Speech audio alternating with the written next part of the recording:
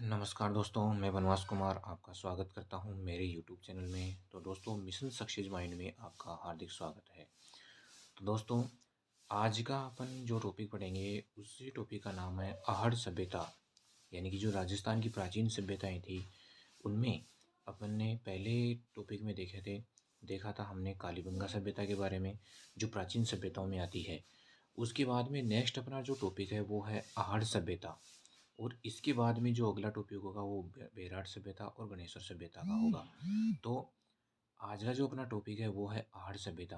तो दोस्तों, वीडियो को स्टार्ट करने से पहले मेरा आपसे निवेदन है कि अगर मेरा ये वीडियो अगर आपको अच्छा लगे तो दोस्तों इसको लाइक करना, सब्सक्राइब करना और इसको जितना हो सके शेयर करना, ताकि दोस्तों ये वीडियो आपके सिवा बहुत सारे दोस्तों के लिए भी यानी कि ये योगदान बने।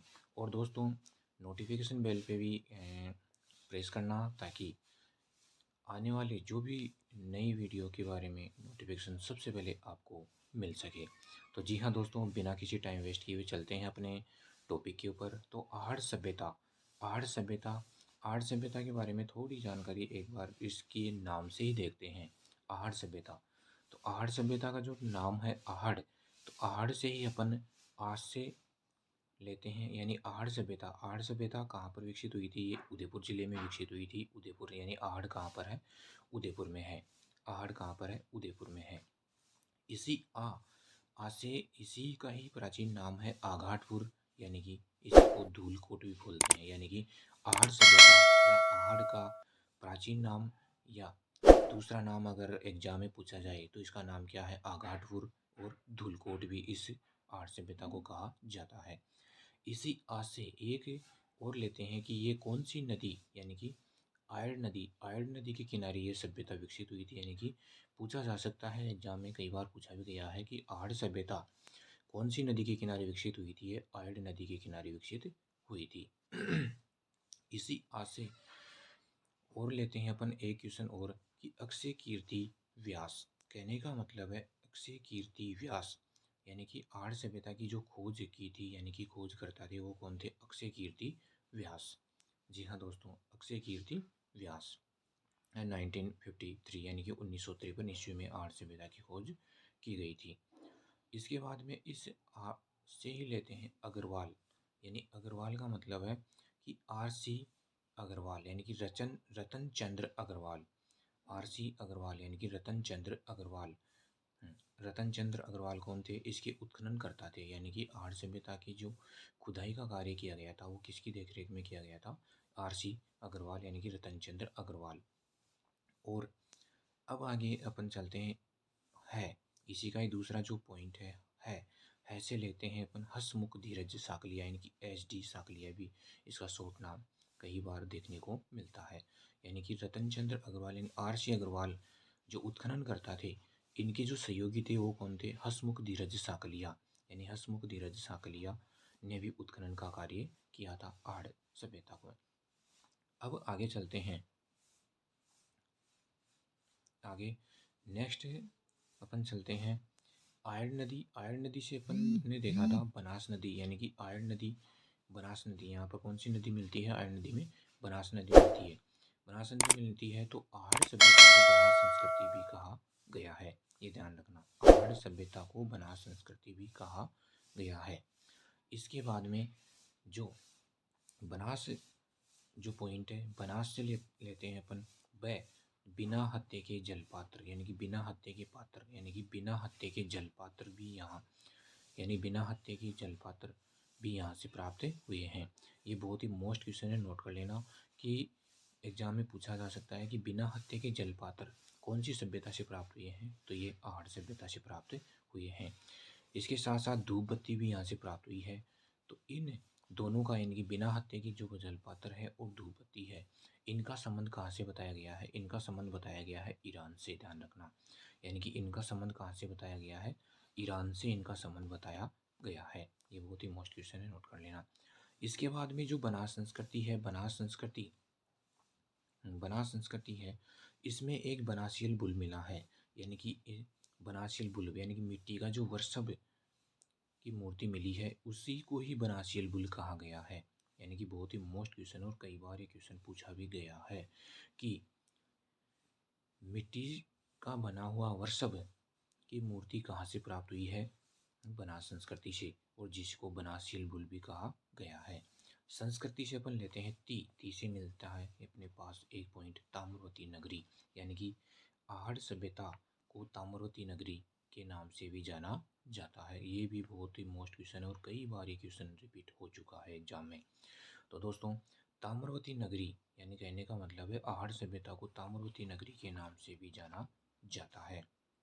इसके बाद में अपन चलते हैं आहड़ आयड़ नदी का जो आ है इसी से लेते हैं अपन अनाज रखने के बड़े बड़े पात्र, यानी अनाज रखने के बड़े बड़े पात्र भी यहाँ से प्राप्त हुए हैं, जिसको अपन गोरे व कोठे भी कहा करते हैं। यानी कि अनाज रखने के जो बड़े बड़े पात्र हैं जिनमें अनाज रखा जाता था प्राचीन समय में, उनको गोरे व कोठे कहा गया है। ठीक है। नेक्स्ट है, इसी को अपन गोरे या कोठे की संस्कृति भी कहते हैं।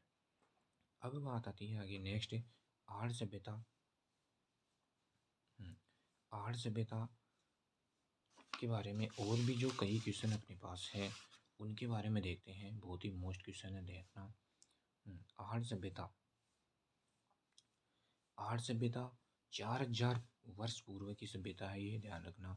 और यहाँ का जो मुख्य व्यवसाय था वो क्या था? पशुपालन।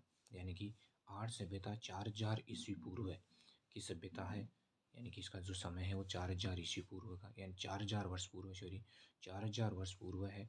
और पशुपालन यहाँ का मुख्य कार्य था। इसकी खोज की थी 1953 में अक्षय कीर्ति व्यास, जो अपन ने ऊपर भी देख लिया है। यानी कि खोज करता थे अक्षय कीर्ति व्यास, यानी कि 1953 ईस्वी में इसकी खोज की गई थी। उत्खनन का जो कार्य किया गया था वो R C अग्रवाल यानी कि रतन चंद्र अग्रवाल के द्वारा किया गया था, और SD साकलिया यानी हसमुख धीरज साकलिया के द्वारा ये उत्खनन का कार्य किया गया था। ये नोट करना बहुत ही मोस्ट क्वेश्चन है ये कि ताम्रवती नगरी, धूलकोट और आघाटपुर, यानी आहड़ सभ्यता की ये उपनाम है। ताम्रवती नगरी, धूलकोट और आघाटपुर, ये बहुत ही मोस्ट क्वेश्चन है और कई बार ये क्वेश्चन एग्जाम में रिपीट हो चुका है। ताम्रवती नगरी, धूलकोट और आघाटपुर ये आहड़ सभ्यता के उपनाम है, यानी कि आहड़ सभ्यता के नाम से इनको भी जाना जाता है। नेक्स्ट है, अर्थव्यवस्था का जो आधार था वो अपन ने देखा था पशुपालन, यानी कि पशुपालन यहाँ का मुख्य व्यवसाय है, ध्यान रखना। यानी पशुपालन यहाँ का मुख्य व्यवसाय था। काले व लाल रंग के उल्टी तपाई वाले मृद भांड भी यहाँ से मिले हैं। रंगाई व छपाई के ठप्पे जो है जलपात्र, यानी कि अब देखें ना अपने कि बिना हत्थों के जलपात्र यहाँ मिले हैं। और धूपबत्ती मिली है। इनका संबंध कहाँ से बताया गया था? ईरान से संबंधित थे, ध्यान रखना। यानी कि इनका संबंध कहाँ से बताया गया है? ईरान से इनका संबंध बताया गया है। नेक्स्ट देखते हैं अपन। नेक्स्ट क्वेश्चन है, 2-3 मुँह वाले यहाँ पर चूल्हे प्राप्त हुए हैं, जिनसे ये जानकारी मिलती है अपने को कि यहाँ का जो परिवार था वो जॉइंट फैमिली में रहता था, ये ध्यान रखना। यानी कि सामूहिक परिवार था। यानी कि 2-3 मुँह वाले चूल्हे मिलने का मतलब ये है, यानी 2-3 मुँह वाले चूल्हे भी यहाँ से प्राप्त हुए हैं। इंडिकेट कर सकते हैं कि यहाँ की जो फैमिली थी वो जॉइंट फैमिली के रूप में रहती थी, यानी कि सामूहिक परिवार के रूप में यहाँ पर लोग रहते थे।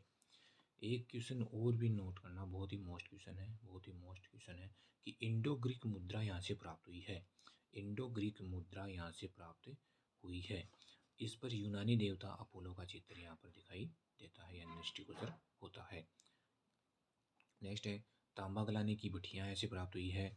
मिट्टी की वृषभ मूर्ति यहाँ से प्राप्त हुई है, यानी कि मिट्टी की वृषभ मूर्ति यहाँ से प्राप्त हुई है, जिसको अपन बनासियल बुल भी कहा, यानी कि मिट्टी की वृषभ मूर्ति यहाँ से प्राप्त हुई है, जिसको बनासियल बुल कहा जाता है। ये बहुत ही मोस्ट क्वेश्चन है, नोट करना, ध्यान रखना। नेक्स्ट है, यहाँ से 6 चूल्हे एक साथ, यानी कि एक घर में 6 चूल्हे प्राप्त हुए हैं। इनसे ये इंडिकेट होता है कि यहाँ की जो फैमिली है वो जॉइंट फैमिली के रूप में निवास करती थी, यानी कि सामूहिक परिवार यहाँ पर रहता था। नेक्स्ट है, उत्खनन के यहाँ पर 8 स्तर बताए गए हैं, और यहाँ पर तांबे की 6 मुद्राएं प्राप्त हुई हैं और 3 मोहरें प्राप्त हुई हैं। यानी कि तांबे की यहाँ पर 6 मुद्राएं प्राप्त हुई हैं और 3 मोहरें यहाँ से प्राप्त हुई हैं। तो दोस्तों ये था अपना आहड़ सभ्यता का जो पॉइंट है वो आर्य सभ्यता के बारे में बहुत ही मोस्ट क्वेश्चन मैंने आपको इस वीडियो के द्वारा बताए गए हैं। तो दोस्तों, अगर मेरा ये वीडियो अच्छा लगे तो इसको लाइक करना, सब्सक्राइब करना और चैनल को सब्सक्राइब करना, और इस वीडियो को जितना हो सके उतना ज़्यादा से ज़्यादा शेयर करना। ठीक है दोस्तों, आगे नेक्स्ट वीडियो में मिलेंगे नए टॉपिक के साथ। तब तक के लिए जय हिंद, जय Bharat. Thank you very much.